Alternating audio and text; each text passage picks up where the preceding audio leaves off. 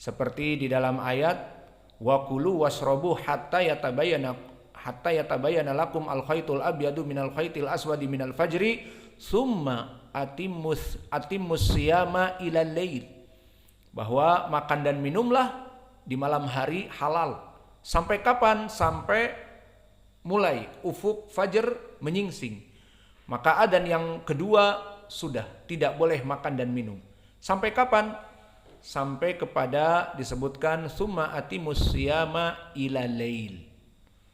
Maka teruskan sampai malam, maknanya sampai maghrib, ghurubati syams. Adapun untuk ibadah di siang hari tadi kami sebutkan puasa, karena justru ini waktu di siang hari, summa atimus siyama ila lail, maka sempurnakan puasa mulai dari terbit matahari, dari awal siang sampai tenggelam matahari. Maka amalan puasa dan amalan sholat berjamaah seperti sholatil fajr diantaranya, dan juga adkar yang ada. Maka antum di sini latihanlah, jangan setelah sholat malah ngobrol. Mulai dari sekarang yang setelah sholat tidak adkar malah ngobrol, maka kita pukul. Karena kita di sini menuntut ilmu, membiasakan dengan mengamalkan ilmu syar'i. Bukan yang namanya menuntut ilmu hanya sekedar naik kelas. Bukan hanya menuntut ilmu sekedar setoran selesai. Bukan. Menuntut ilmu ibadah dan khasyah, menyebabkan takut kepada Allah. Maka menuntut ilmu lebih daripada menuntut ilmu syar'i, lebih daripada menuntut ilmu dunia. Jika kita dulu di dunia selalu ranking 1 dan selalu number 1 di kelas, apa kebanggaan kita? Hanya sekedar ujian kita, ulangan kita, hasil mid semester kita lebih dari yang lain, hanya itu. Dan akhlak kita mungkin lebih buruk daripada orang yang ada di kelas selain dari kita. Maka orang-orang yang belajar ilmu agama jangan tertipu. Anak dalam 1 tahun ini hafalan lancar, anak begini dan begitu, tidak. Al-ibrah, hidupkan sunnah. Hidupkan apa-apa yang wajib dan sunnah-sunnah, terutama yang termatikan dan sebagainya, itulah. Sehingga kita tidak menginginkan santri-santri di sini banyak malas, banyak bermain-main, banyak ngobrol, banyak apa saja. Kami tidak menginginkan, bahkan jajan pun beli dari kios kita atau kios yang di belakang, beli. Kemudian bawa. Jangan ngobrol, jangan nongkrong, jangan berleha-leha. Maka di sini kita ibadah, bukan hanya sekedar belajar seperti kita belajar dulu di SD, SMP, SMA, yang alhamdulillah kita telah melewatinya dan kita merasa buang waktu. Namun alhamdulillah sudah terjadi proses memang seperti itu bagi kehidupan kita. Kesimpulannya, kita yang sekarang belajar ilmu agama berbeda dengan ilmu dunia. Ilmu agama, ilmu yang kita pelajari diamalkan.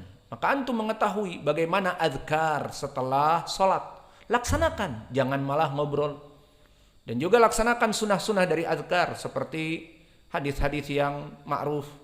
Bagaimana Ibnu Abbas dulu di Sahih Al-Bukhari, kunna lam nasma akhir minas shalah illa bitakbirat, bahwa kami dulu tidak mengetahui bagaimana Nabi selesai dari salat itu kecuali Nabi dan para sahabatnya semua berkata Allahu Akbar, Allahu Akbar, Allahu Akbar. Itu setelah salam, diangkat suaranya.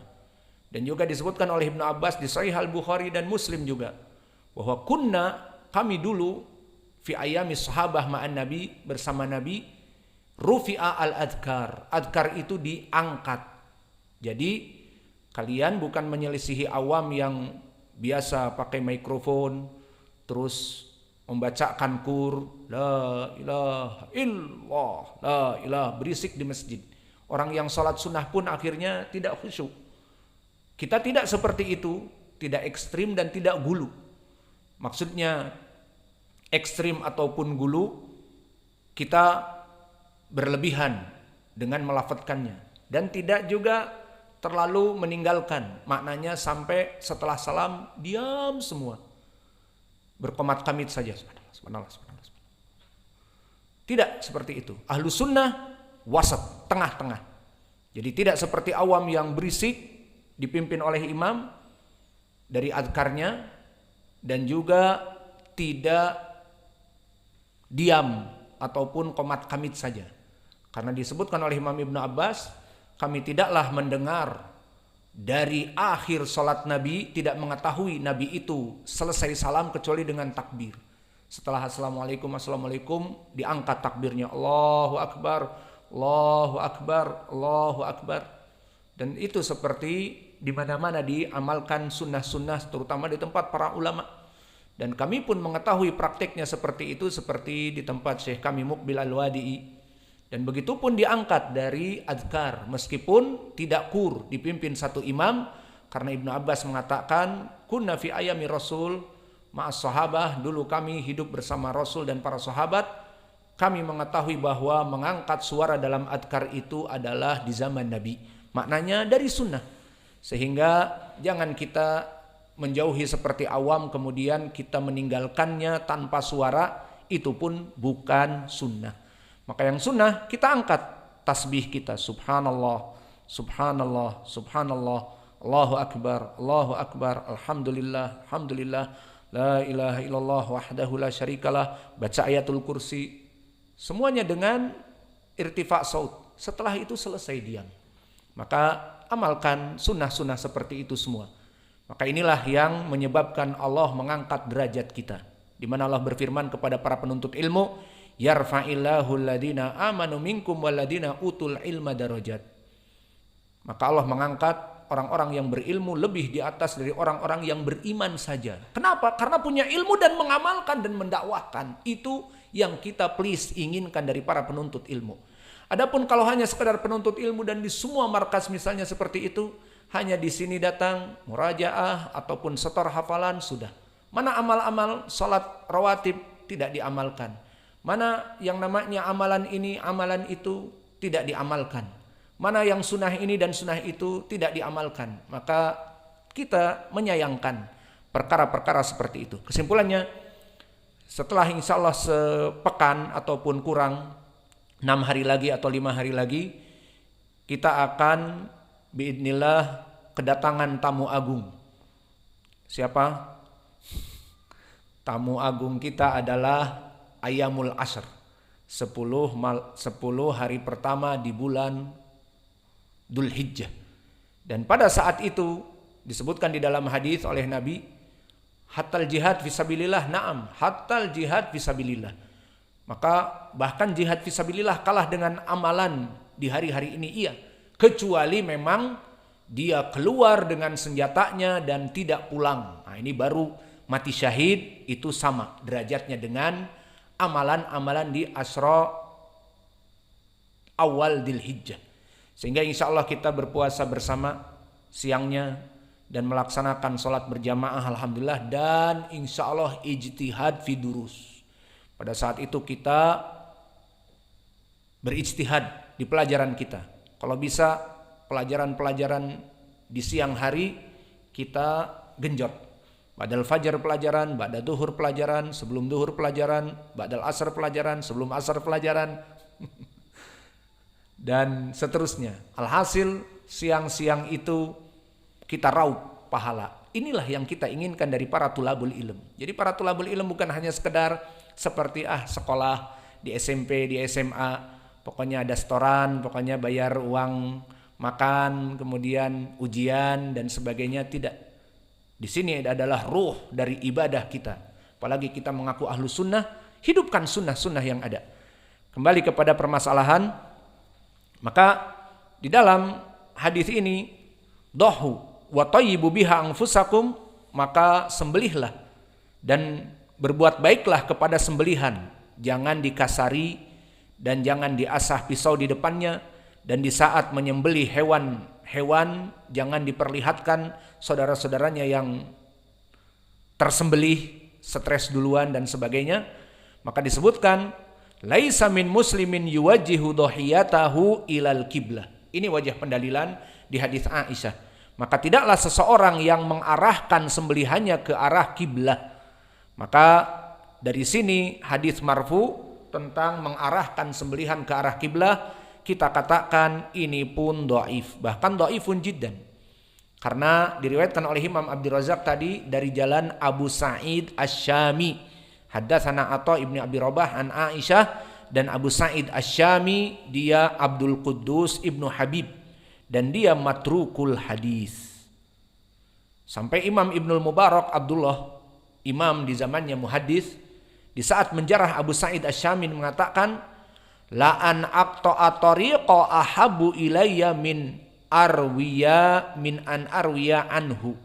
Maka aku menjadi begal, menjadi perompak yang mengambil uang dari kaum muslimin itu lebih baik aku lakukan daripada aku meriwayatkan hadis dari Abu Sa'id Asy-Syami. Kenapa? Karena hadisnya salah sekali. Matruk, orang ini hadis-hadisnya to the trash, dibuang ke tong sampah. Menandakan dhaif jiddan, tidak bisa naik kepada derajat hasan ataupun sahih li ghairi. Maka makna ucapan Ibnul Mubarak, jadi pembegal lebih baik daripada aku meriwayatkan hadis dari dia, maknanya bukan jadi begal halal. Dan ucapan seperti ini banyak dari para ulama, seperti ucapannya Imam Syu'bah yang anti dari tadlis. Maka dia mengatakan, laula an azniya ahabu ilayya min an udallisa. Daripada aku mentadlis, membuat hadis yang tidak bersambung menjadi bersambung, dipikirnya hadis yang sahih dan diamalkan dan didakwahkan, ternyata hadis ini dhaif. Daripada aku menjadi seorang mudallis, lebih baik aku berzina. Maka maknanya apakah berzina halal? La. Maknanya para ulama di zaman dulu membanding-bandingkan seperti itu, menunjukkan bahwa perbuatan ini sangat bahaya. Maka meriwayatkan dari rawi yang matruk bahaya. Karena apa? Hadis-hadis yang ada pada dia semuanya salah. Salah kaprah. Nah, contohnya hadis ini. Tidak ada riwayat dari Aisyah kecuali dari jalan ini, yang menyebutkan bahwa Nabi dulu mengatakan menghadapkan ke kiblah. Tidak ada lafaz-lafaz yang sahih. Bismillah. Maka hadis ini dhaifun jiddan, seperti tadi dikatakan oleh Imam Ibnul Mubarak, menjadi tukang begal lebih baik daripada meriwayatkan hadis dari dia, menunjukkan periwayatan dari dia haram, tidak boleh. Dan diikuti oleh ulama yang lain seperti Ibnu Adi mengatakan Abu Sa'id Asy-Syami mungkarul hadis. Berkata Imam Al-Bukhari, ahadithuhu maklubah. Apa maknanya? Hadis-hadis dia itu berbolak-balik. Jadi si sanadnya itu terbalik atau matanya terbalik. Tidak seperti hadis-hadis orang yang lain, muhadis yang lain, hafalannya kuat. Dia hafalannya hancur. Bisa jadi ada 10 hadis, sanad yang pertama dimasukkan ke hadis yang ketiga. Sanad yang kedua dimasukkan ke hadis yang keenam. Sanad yang ke-10 dimasukkan ke hadis yang pertama. Jadi tumpang tindih. Maka Imam Al-Bukhari mengatakan ahadithuhu maklubah. Hadis-hadisnya itu terbolak-balik. Maka ini jarah yang syadid. Maka inilah hadis yang marfu yang datang dari Aisyah, maka kedudukannya dhaifun jiddan. Lalu dua hadis yang kita lewati dalam keadaan dhaif. Terus apakah kita mengamalkan untuk menghadapkan kepada kiblah?